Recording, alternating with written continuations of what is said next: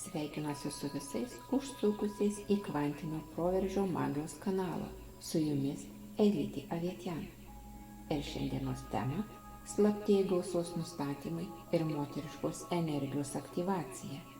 Nuo kovo 8 iki kovo 20 dienos prasideda ypatingas energetinis laikotarpis, per kurį visata suteikia galimybę perrašyti savo realybę ir atsinaujinti. Tai nėra tiesiog eilinis kalendoriaus dienos laikotarpis, tai unikalus momentas, kai moteriška energija pasiekia aukščiausią aktyvacijos tašką, o kiekvieno žmogaus sąmonė tampa jautresnė pokyčiams ir naujoms galimybėms. Šiuo laikotarpiu vykstantys energetiniai poslinkiai daro įtaką ne tik Žemės gamtiniams procesams, bet ir mūsų vidiniam pasauliui. Atveriamos naujos likimo linijos, o realybė tampa ypatingai minkšta ir jautri mūsų ketinimams. Tai reiškia, kad net menkiausia mintis, emocija ar pasirinkimas gali lemti naują gyvenimo kryptį. Todėl būtent dabar svarbu sąmoningai pasirinkti, ar norite paleisti senus modelius, ribojančias programas, ar atverti naujas gausos bei klestėjimo duris. Moteriškos energijos aktyvėjimas – tai raktas į gausą. Šiame laikotarpyje moteriška energija aktyvuojasi visų pajėgumu. Ji susijusi su kūryba ir gausa, ji pritraukia naujas galimybės, resursus ir klestėjimą. Susijusi su harmonija ir intuicija, suteikia vidinę pusiausvyrą ir gebėjimą pajusti teisingą kryptį.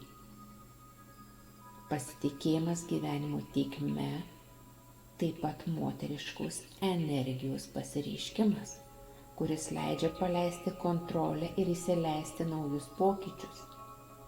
Kai ši energija yra blokuota, žmogus gali jausti trūkumą, stagnaciją ir vidinį išsekimą, bet kai ji aktyvuojama, prasideda proveržis, vidinė transformacija, naujų galimybių atsivėrimas ir harmonijos atkūrimas visose gyvenimo srityse. Kaip reikėtų prisijungti prie naujo energijų srautų?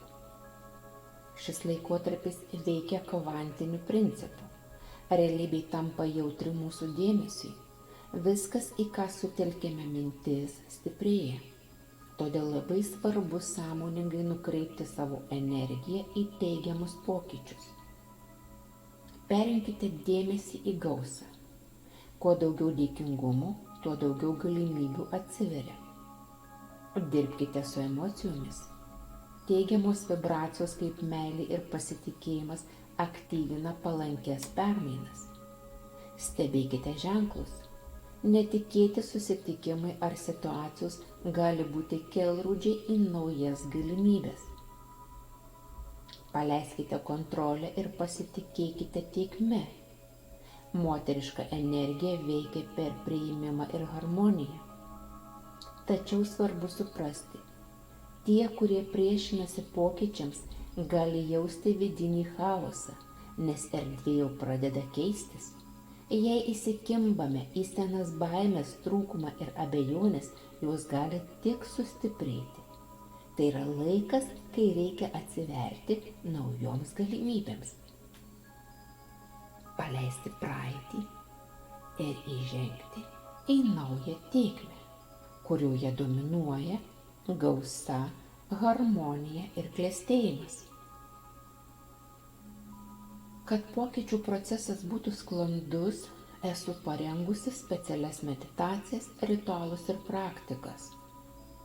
Jas rasite kvantinio proveržio magijos kanale. Jos padeda pašalinti vidinius blokus ir ribojančias programas, aktyvuoti klestėjimo energiją ir susiderinti su aukštomis vibracijomis. Sąmoningai perrašyti pasąmonės programas, kad jos atvertų gausą ir naujas galimybės. Šios praktikos padeda pasitikėti visatos vedimu, paleisti tai, kas nebenaudinga ir į savo gyvenimą įsileisti daugiau meilės, harmonijos ir materialinės gerovės. Ką pasirinksite? Naują tėkmę ar seną realybę? Tai esminis pasirinkimo momentas. Ar pasirenkame įžengti į naują energijų srautą, ar pasiliekate senoje realybėje, kuri jau pradeda irti. Visata šiuo laikotarpiu ypatingai atvira. Kiekvienas gali sąmoningai perrašyti savo likimą, sustiprinti klestėjimą ir harmoniją.